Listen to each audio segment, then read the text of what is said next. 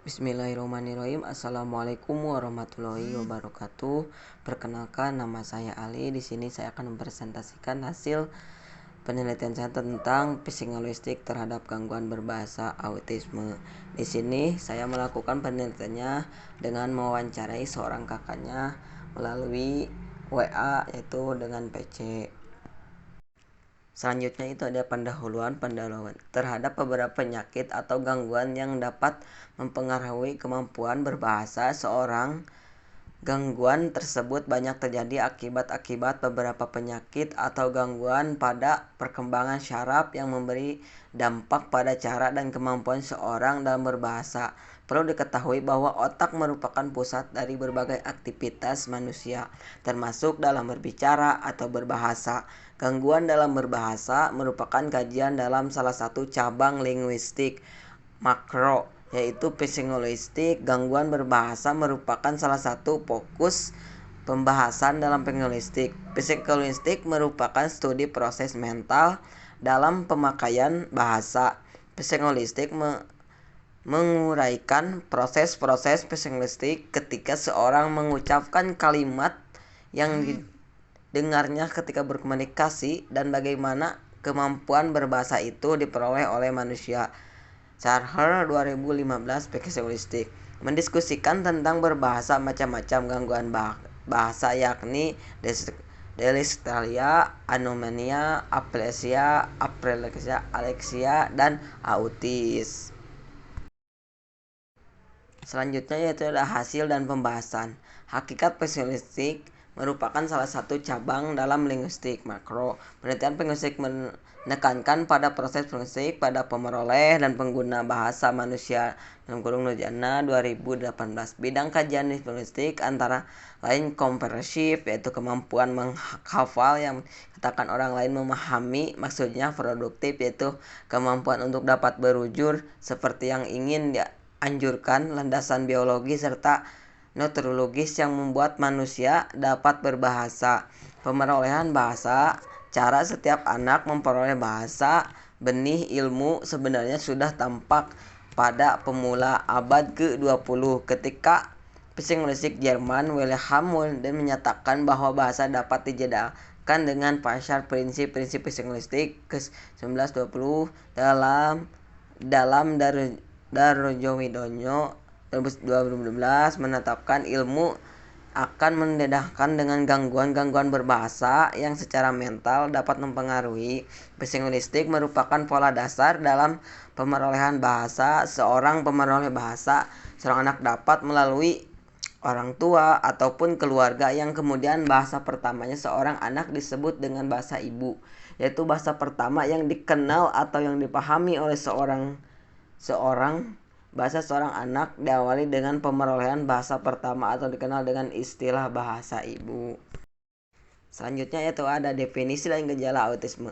Salah satu gangguan dalam berbahasa terkait mental manusia adalah autisme. Istilah autisme pertama kali diperkenalkan oleh lektor seorang psikiater dari Harvard pada tahun 1943. Menurutnya, istilah autisme diambil dari istilah schizophrenia, yaitu blur yang mengindikasikan gejala berupa kehidupan dalam dunia sendiri tanpa mengharumkan dunia luar. Tanda-tanda atau gejala autisme yang tampak paling menonjolkan jelas yaitu ketika waktu itu pada usia di bawah 3 tahun. Yang pertama yaitu tidak pernah menunjukkan dengan pada usia 1 tahun, tidak mengoceh pada usia sekitar 1,5 tahun, tidak pernah mengucapkan 2 kata pada usia 2 tahun, kemampuan berbahasa dapat, yang ketiga itu kemampuan berbahasa dapat hilang saat.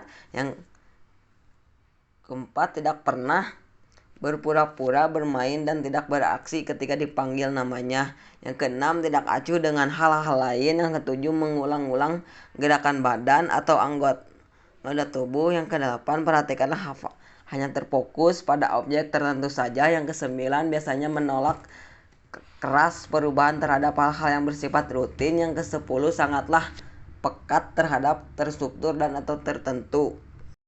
Selanjutnya yaitu ada definisi dan gejala autisme.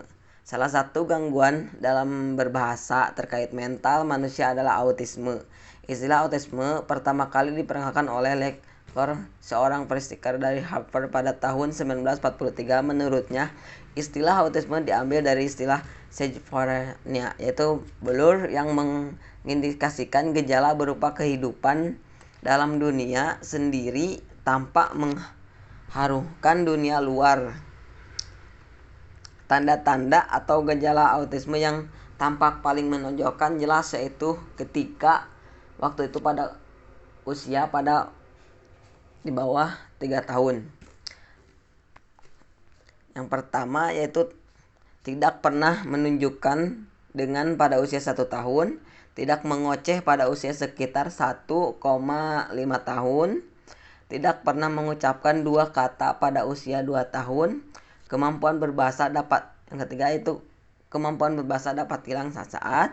Yang keempat, tidak pernah berpura-pura bermain dan tidak beraksi ketika dipanggil namanya. Yang keenam, tidak acuh dengan hal-hal lain. Yang ketujuh, mengulang-ulang gerakan badan atau anggota tubuh. Yang kedelapan, perhatikanlah hanya terfokus pada objek tertentu saja. Yang kesembilan, biasanya menolak keras perubahan terhadap hal-hal yang bersifat rutin. Yang ke-10, sangatlah pekat terhadap terstruktur dan atau tertentu. Selanjutnya yaitu penyebab autisme. Penderita autisme mempunyai beberapa ciri atau gejala yang terlihat dari adanya gangguan komunikasi, interaksi sosial, perilaku, emosi, dan sensoris. Autisme interaksi dilihat sebagai kelainan perkembangan sosial dan mental karena gangguan perkembangan otak yang diakibatkan oleh kerusakan serta perubahan Venus saat kelahiran atau kerusakan serta perubahan atau pada tahun pertama kehidupan. Meskipun dari segi fisik atau autisme terlihat seperti anak normal, namun dari segi perilaku, mental, dan pola pikir mereka memiliki kelemahan.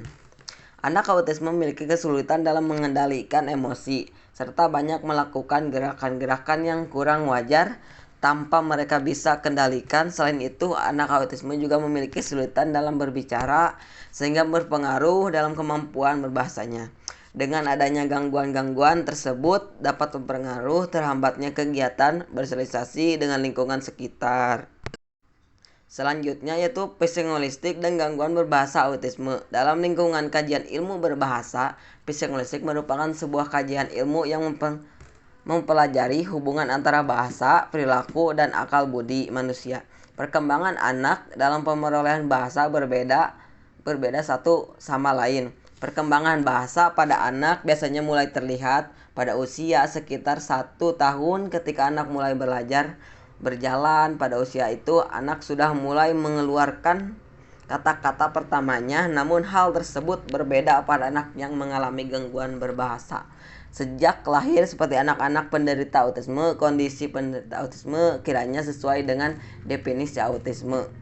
Menurut Kamus Besar Bahasa Indonesia KBB edisi ketiga tahun 2013 halaman 77 menyatakan bahwa autisme berarti gangguan perkembangan anak yang mengakibatkan tidak dapat berkomunikasi dan tidak dapat mengekspresikan perasaan dan keinginannya, sehingga perilaku hubungan dengan orang lain terganggu.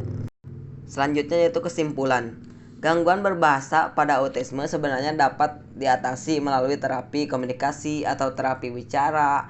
Terapi ini merupakan metode pembelajaran bahasa yang tiada hanya mengenal belajar bahasa lisan tetapi juga bahasa tulis. Keberhasilan terapi komunikasi atau terapi bicara dapat dilihat dari kemampuan penderita autisme dan mengemukakan pengetahuan yang telah diserapnya melalui bahasa lisan dan bahasa tulis.